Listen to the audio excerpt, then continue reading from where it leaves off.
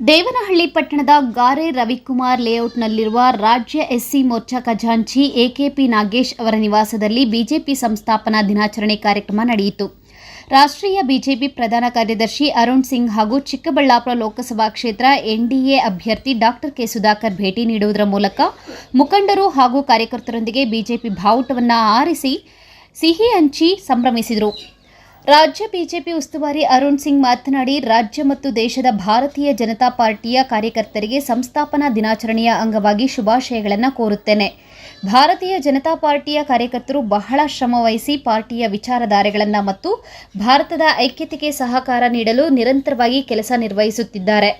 ಈ ಬಾರಿ ಮತ್ತೊಮ್ಮೆ 3ನೇ ಬಾರಿಗೆ ನರೇಂದ್ರ ಮೋದಿಯವರು ಪ್ರಧಾನಿ ಆಗಬೇಕೆಂಬ ಉದ್ದೇಶದಿಂದ ಪ್ರತಿಯೊಬ್ಬ ಕಾರ್ಯಕರ್ತರು ಭಾರತೀಯ ಜನತಾ ಪಾರ್ಟಿಯನ್ನು ಬೆಂಬಲಿಸಿದ್ದಾರೆ ಎಂದರು. कर्नाटक के सभी भारतीय जनता पार्टी के कार्यकर्ताओं को और देश भर के कार्यकर्ताओं को मैं हार्दिक शुभकामना देता हूं। ये भारतीय जनता पार्टी का कार्यकर्ता है। इतनी मेहनत और परिश्रम के साथ पार्टी की विचारधारा को और एक भारत श्रेष्ठ भारत के मूल मंत्र को साकार करने के लिए हमेशा काम करता रहता है और सबका यह संकल्प है कि फिर एक बार मोदी जी तीसरी बार प्रधानमंत्री बने, इसके लिए काम कर रहा है और यह अवश्य रूप से पूरा भी होगा। चिकबल्लापुर में डॉक्टर सुधाकर जी भारी मतों से जीतेंगे। इनकी जो लोकप्रियता है मैंने खुद भी देखी है और कर्नाटक के जब लोकसभा के सदस्य जीत के जाएंगे तो उसमें से आप अवश्य रूप से संसद में बैठेंगे। ಚಿಕ್ಕಬಳ್ಳಾಪುರ ಲೋಕಸಭಾ ಕ್ಷೇತ್ರ ಎನ್ಡಿಎ ಅಭ್ಯರ್ಥಿ ಕೆ ಸುಧಾಕರ್ ಮಾತನಾಡಿ, ಸಂಸ್ಥಾಪನಾ ದಿನವನ್ನು ಆಚರಿಸುತ್ತಿದ್ದು 45 ವರ್ಷಗಳು ಕಳೆದಿದೆ. 2 ಸ್ಥಾನಗಳಿಂದ ಪ್ರಾರಂಭವಾದ ಪಕ್ಷ ಭಾಜಪವಾಗಿದೆ. ಕಾರ್ಯಕರ್ತರ ಶ್ರಮ, ಸಂಘಟನೆ ಮತ್ತು ಶಕ್ತಿ ಈ 3ರಿಂದ ಇವತ್ತು 400 ಸ್ಥಾನಗಳವರೆಗೆ ಬರ್ತೀವಿ ಅನ್ನುವ ವಿಶ್ವಾಸ ಹಾಗೂ ಇದು ಪಕ್ಷದ ಆಶಯದಿಂದ ಆಗಿದೆ. ರಾಷ್ಟ್ರೀಯತೆ ಅತ್ಯಂತ ಎತ್ತರಕ್ಕೆ ತೆಗೆದುಕೊಂಡು ಹೋಗುವ ತತ್ವ ಸಿದ್ಧಾಂತದಿಂದ ಒಂದು ಅಡಿಪಾಯದಲ್ಲಿ ಬೆಳೆದಂತಹ ಒಂದು ರಾಜಕೀಯ ಪಕ್ಷವಾಗಿದೆ ಎಂದರು.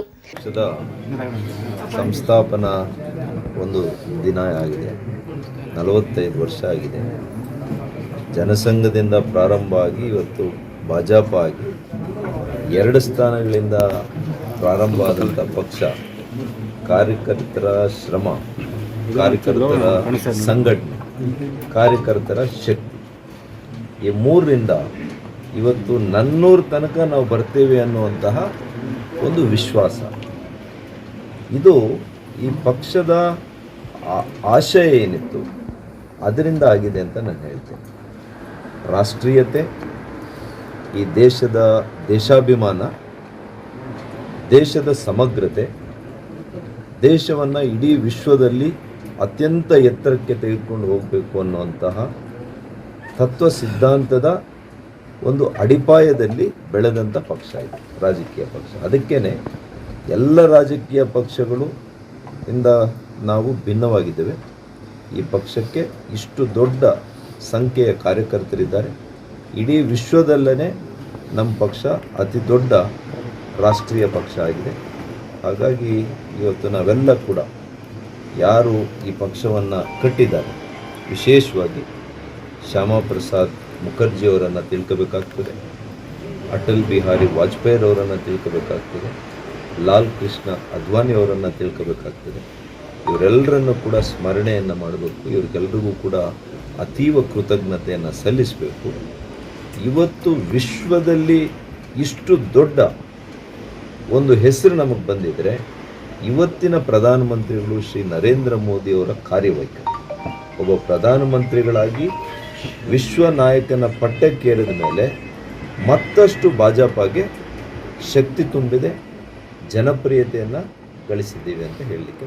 ಈ ಸಂದರ್ಭದಲ್ಲಿ ರಾಜ್ಯ ಎಸ್ಸಿ ಮೋರ್ಚಾ ಖಜಾಂಚಿ ಎಕೆಪಿ ನಾಗೇಶ್, ಜಿಲ್ಲಾಧ್ಯಕ್ಷ ರಾಮಕೃಷ್ಣಪ್ಪ, ಪ್ರಧಾನ ಕಾರ್ಯದರ್ಶಿ ರವಿಕುಮಾರ್, ಅಸಂಘಟಿತ ಕಾರ್ಮಿಕ ಪ್ರಕೋಷ್ಠದ ಸಂಚಾಲಕ ಅಂಬರೀಶ್ ಗೌಡ, ಟೌನ್ ಅಧ್ಯಕ್ಷ ಸಂದೀಪ್ ಮತ್ತಿತರರು ಇದ್ದರು. Harsha P, MM TV news, Devanahalli.